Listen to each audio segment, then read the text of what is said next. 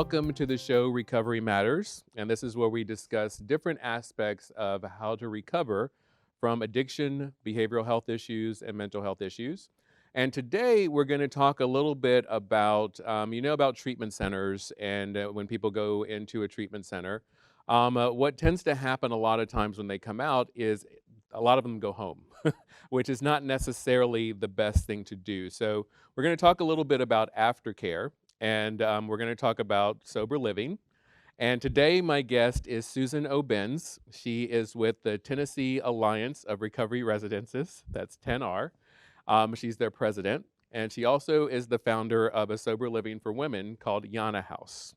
Welcome, Susan. Thank you for being here. Thank you. So let's start with, I know when we were talking before, you kind of educated me a little bit on some of the differences. So sober living, you're saying like a real sober living, there are different levels of sober living, correct? You said there were levels 1, 2, 3, and 4, right? Could you tell me a little bit about what those levels are? Like just kind of like what they And mean? this is nationally. I mean, Okay. we're also a part of NARR, which is the National Association Okay. for Recovery Residences. So And each state has its, not every state now. okay. Okay. 29, almost 30 now. Okay. Okay. When we started, it was a group of us got together and said, one of our big pleas you and I talked about earlier is language. Uh-huh. And if I'm a parent who's never been exposed to this before, Okay. I want what's best for my child. Mm-hmm. There's really no textbook on how you do that. Okay. Okay. I know my child, needs treatment, medical, clinical. Treatment does is medical, clinical. Okay. But he can't come home. Mm-hmm. I don't think it's good for him. So what do I do? Right. Then, what's usually recommended is that you have extended care, a continuum of care. Mm-hmm. What I consider is a slow walk back into life instead of going back into shock. Right. You go into shock when you go into treatment. Mm-hmm. You get into post-acute withdrawal. Post-acute withdrawal, as you know, lasts at least 18 months. Right. Okay, Mm-hmm. depending on body chemistry, drugs, and the whole bit. So, and the thing that we know, and scientifically and in many, many ways, is it's connection Mm-hmm. that helps people recover. Right. So how do we empower that? How do we encourage that? Mm-hmm. We get with people that understand. Mm-hmm. Not that the parents don't understand, but they haven't experienced the experience. Right. The husband hasn't experienced the experience. Plus, everybody's, been through a great deal. Mm-hmm. For professionals, meaning like referrals, they never had a language. Right. Okay? So we came up with the term recovery homes, which is nationally recognized now by SAMHSA, blah, blah, blah. Mm-hmm.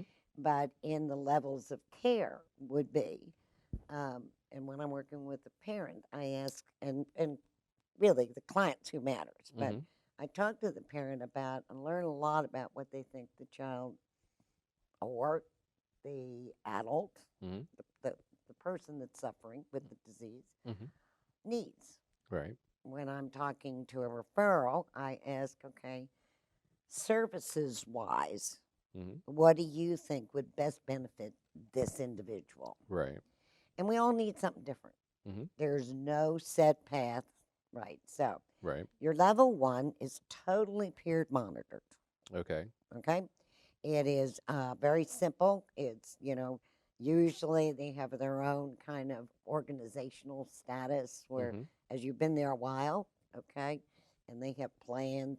The ones that I enjoy the most, they have like meal plans, and it's your turn to cook, and it's your turn to clean the bathrooms. So But this it's is where all just people in recovery are living together without any necessarily supervision with someone exactly professional. Okay. And that's level 1.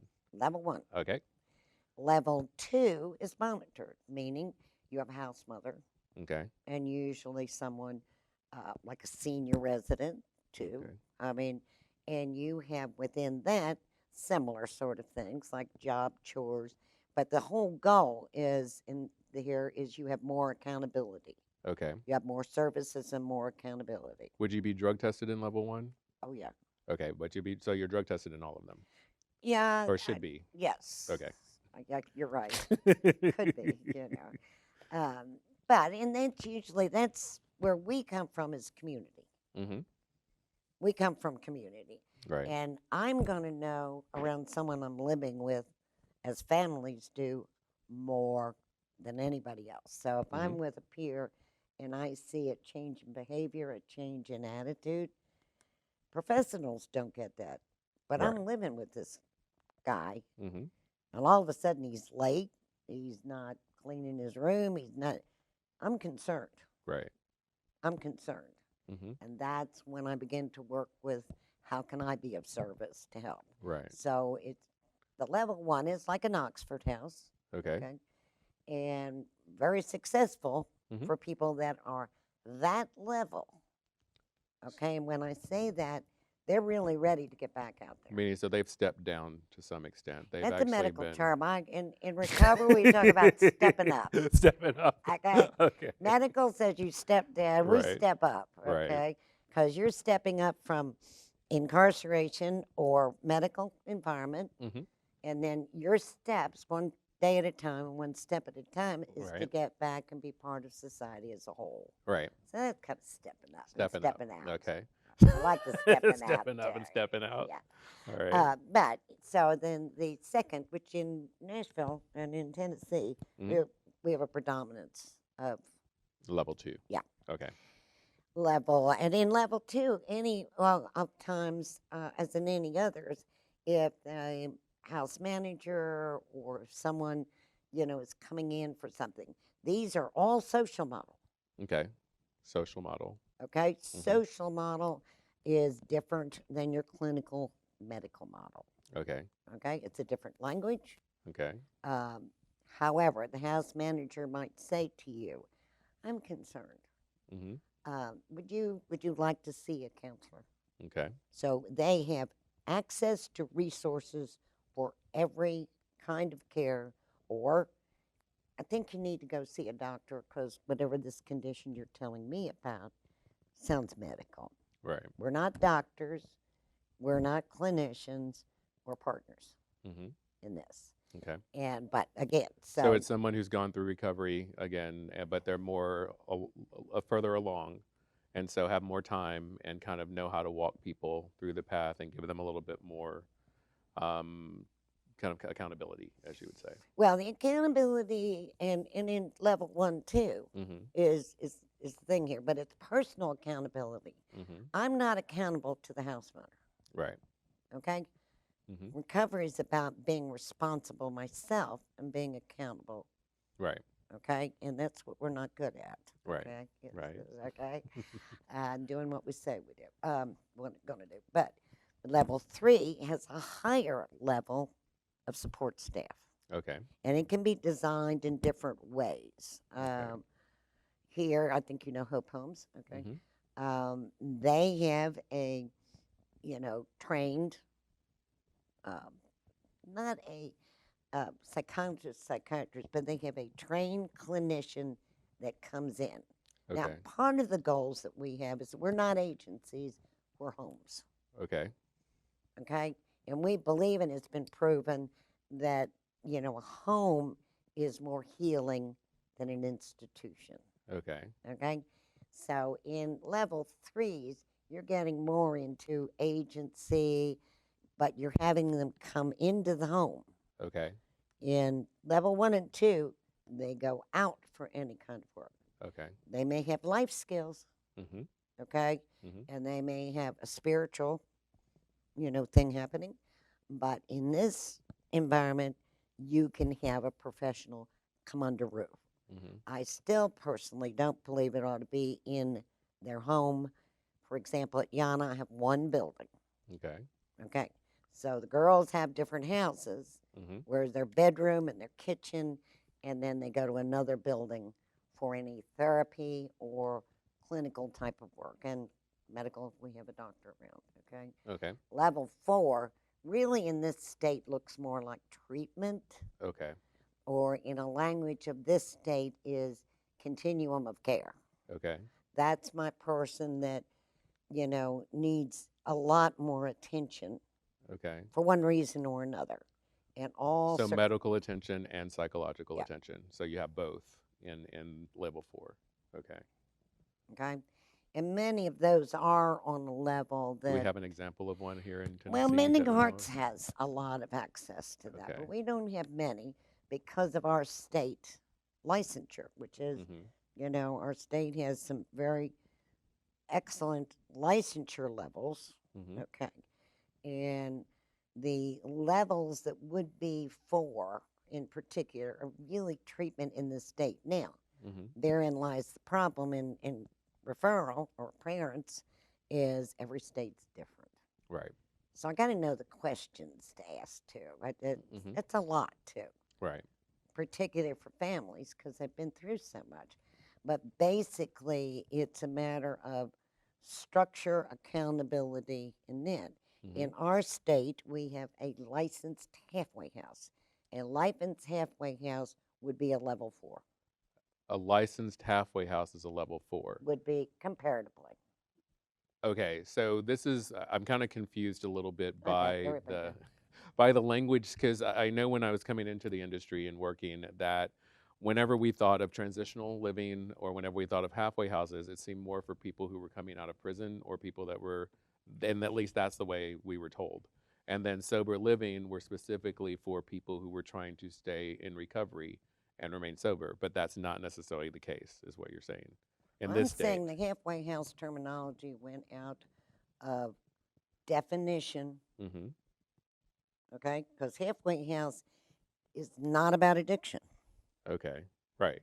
okay? Right.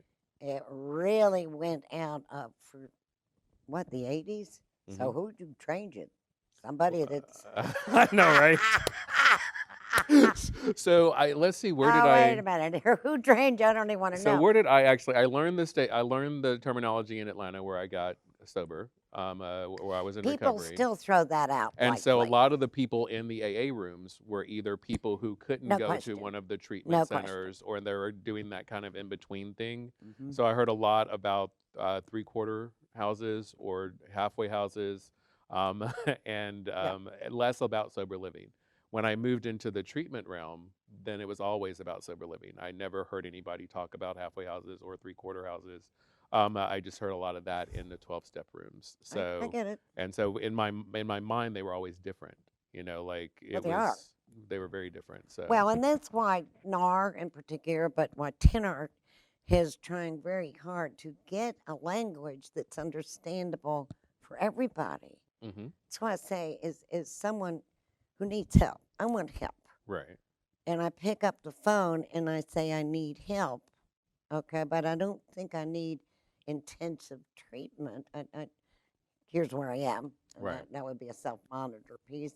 Hmm. You know, uh, they don't they don't have the language, and I get parents call me all the time. Now they say my child needs to go somewhere after. I have husbands. My wife needs to go Right. somewhere for a while, which is statistically proven. Hmm. Okay, time helps people heal. So we're talking about like 90 days to a year.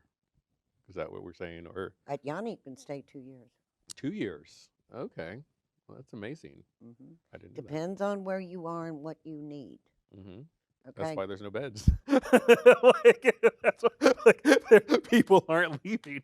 So that Well, and makes there are sense, times when we right? have to say, "You're really ready to get out of here." Yeah, no, it's It's time time. to go. But the reality is, recovery is not on a timeline, Right. Exactly. and everybody individual is different, Hmm. and every kind of treatment is different. Right.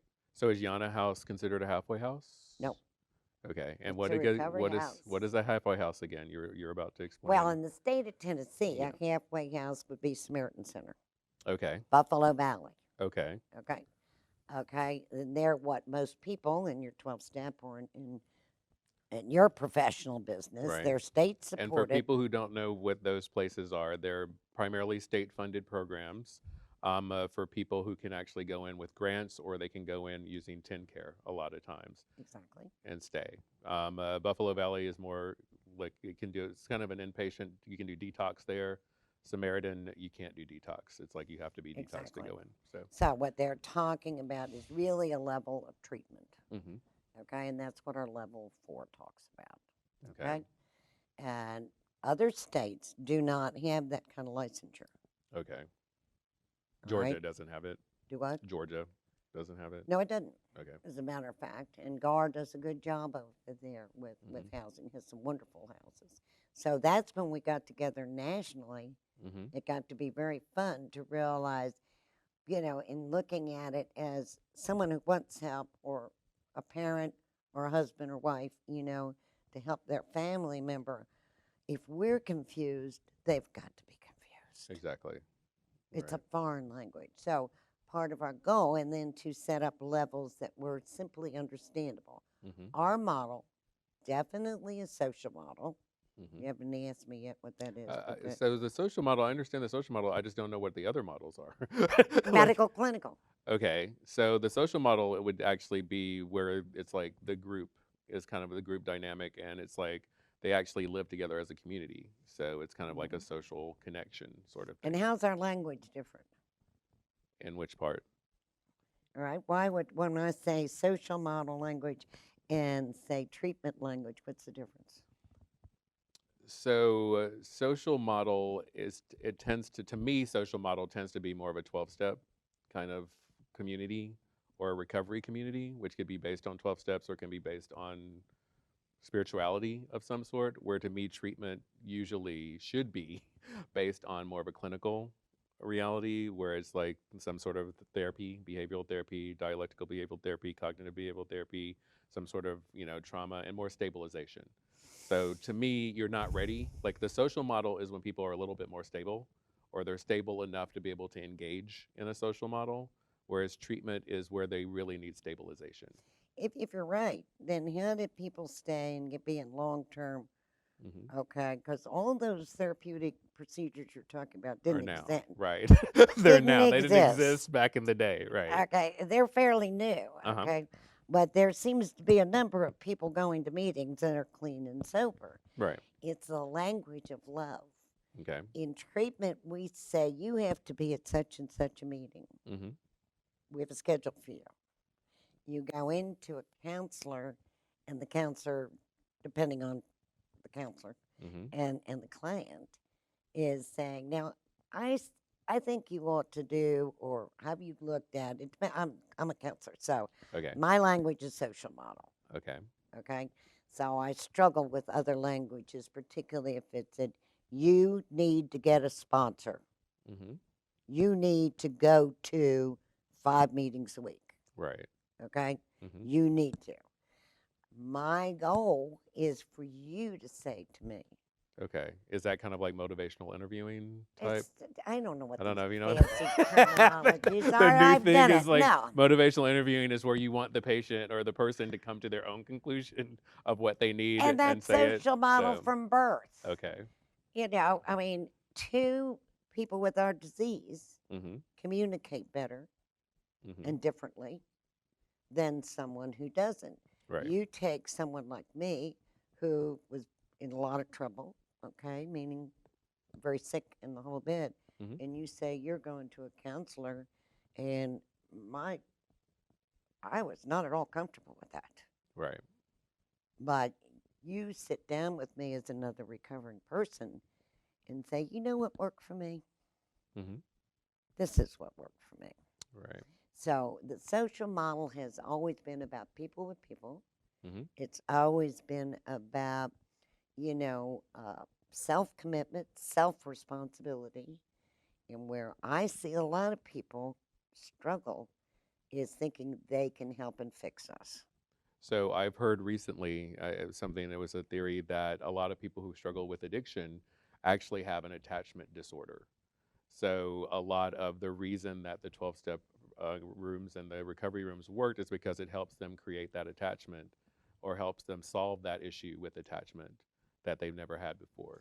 One of the So, primary symptoms of addiction, hmm, the inability to connect with another human being. right. Okay? Now, Then you're getting into trauma levels too, which you're getting into another, because I work with Bessel van der Kolk, okay? Okay. And, but you're talking into another thing because there are different trauma levels of attachment disorder, Right. okay? But there is no question that those of us that are inflicted with the disease of addiction Mhm. talk very openly about the loneliness, the isolation, Right. the separateness, the differenceness, Mhm. okay, that we feel, not just from society, Right. okay? So people have been trying to fix us for years, Right. okay? And the reality, from my experience and my training actually, Mhm. is it's a self-healing piece. Right. It's particularly, I don't know too many people that don't have trauma of some sort. True. I literally very rarely run into people that have an addiction that don't have some sort of. Even without addiction. Yeah. Uh, Or that's true. I mean, we are people with a disease. Mhm. What I'm often intrigued with is the amount of still stigma, confusion, trying to fix this, cure us, or whatever, when the reality is our sister disease is diabetes. Right. I Okay? didn't know that actually, All but right? that would make sense. Similar symptoms, and it's cancer. Mhm. Right? You get those diseases and you don't get stigmatized. Right. But if you get addiction, now it's better. It's still a problem, Right. but it's better. Okay, I promise you than when I came in. Well, I wouldn't argue with you necessarily. I You think it's better couldn't. than it was 5 years ago. You So, couldn't argue with like, me. exactly. I was like, I don't know what it was like back then, but I know it's better than it was 5 years ago, at least That's even. why so So, many of the women, because we were mothers, we were wives, hmm, that shame, that remorse, that's why we relapsed, why we died. hmm, And it still is. The highest rate of death today is still women, alcohol, it's getting younger, but really, we go through it. Yeah, women and alcohol. Okay? I didn't know that We got a actually. lot of chat about, opiates. Everybody, yeah, that's the target. The target word now is opiates. Everybody wants to talk about opiates. That ain't And new. right. So, Amphetamines, and, right. I mean, I'm running around in the 60s and the 50s. They're not new. Right. So a little bit about what we were talking about language and actually how this is kind of Yeah. the alliance is to kind of figure out a little bit more of how to put everybody on the same page with language. And so, And with the kind of models, okay. okay, which are very simple. I Hmm. mean, peer run, monitored, supervised, and service provider. Okay. Can I They're really simple. show this to the camera here? And I Okay. guess my editor can figure out how to make that look a little bit better later. But these are the levels: level 1, 2, 3, and 4. And maybe we Mhm. can add that. Can I keep this? Here, give me Sure, one yeah. second. Thank you. And, we're resident based. Hmm. We are connected nationally, of course, with SAMHSA and HUD and USDA, all sorts of agencies. We're affordable. Hmm. Our focus is really on putting the resident first Okay. to unify families. Right. We have best practices. We have national standards, Hmm. okay, that do work in every state in the union, Okay. okay. Uh, we have ethics, very big on ethics, Hmm. because we know what's happening today, Hmm. okay. And, we don't discriminate in any form. So No, how long has this organization been around for that Tennessee, the Tennessee organization? 2011. 2011. Okay. But I was working on it. Now, prior to that, there was no, you're just going to get you with your halfway house. Okay. There was an association started in the 60s Hmm. about the Association of Halfway Houses of America. Okay. And when all this started to change, language, treatment, blah, blah, blah, okay, Hmm. that started in the 60s. We were national, Okay. okay. I went to my first meeting, I think in 1982, Okay. okay, and was blown away Hmm. because we didn't have anything. There was no place for people to go, okay? Men or women, but, Right. I was looking at my friends or people I met, and I was going to funerals. Right. They were dying, Mhm. okay? And anyway, so I got connected with them, and I came back here and said, why don't we have this thing called Halfway House, Mhm. okay? And they looked at me and laughed, and, a really good friend of mine today looked up at me and said, because it just made me mad when I knew there was something where other people could go, Right. and we got a 28 days of treatment and say, Go there you home. go, Right. there you go, wherever you're going, Right. even if you don't have a home, there you go. And didn't make sense. It also didn't make sense that I understood from my own recovery and other people's like, well, this takes time. Mhm. It takes time. It takes effort, energy, and time. So anyway, we got together in 2010, actually, Mhm. in Georgia. A bunch of us from around the country came up with NARR in the beginning, and I happened to be president of AHAP at that time. Okay. Which is AHAP, the Halfway House oh, no, Association. okay. The halfway house. Okay. And it was obvious we needed to marry, Okay. okay? Mhm. And to marry, and mainly because our language was so outdated, Mhm. meaning in Ahab, and we needed to, it's again back to language. How can we be most helpful to the people that suffer? Right. And if they don't understand what we're saying to them, we can't be. Right. Whether it's somebody referral, okay? Mhm. Whether it's a family member or someone, the sick person who says, I want help. Right. So that's when we got together and established and melded the two. So the idea of the organization is to create this understanding for families and people, this language where they can understand what they're getting, to avoid some of the stuff that has been happening. And we know about Florida and all of that, what was going on there. And it was FAR that straightened it out. It was FAR that straightened it out. Okay. Okay, and FAR is one of our alliances. Okay. Well, thank you very much for being on the show. I appreciate it. We're basically out of time right now. This has been Susan O'Benz with the Tennessee Alliance of Recovery Residencies. And I'm your host, Orlando Andrews, and this is Recovery Matters. Thank you for joining.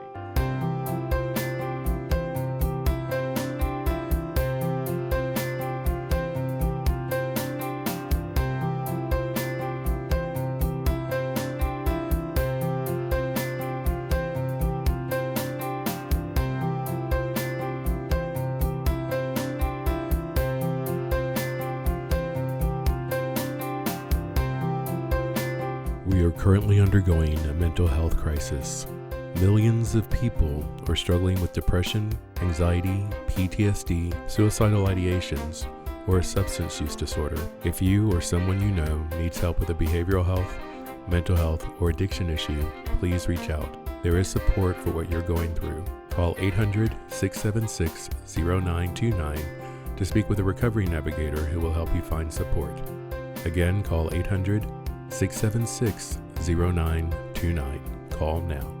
Recovery is possible, and recovery matters.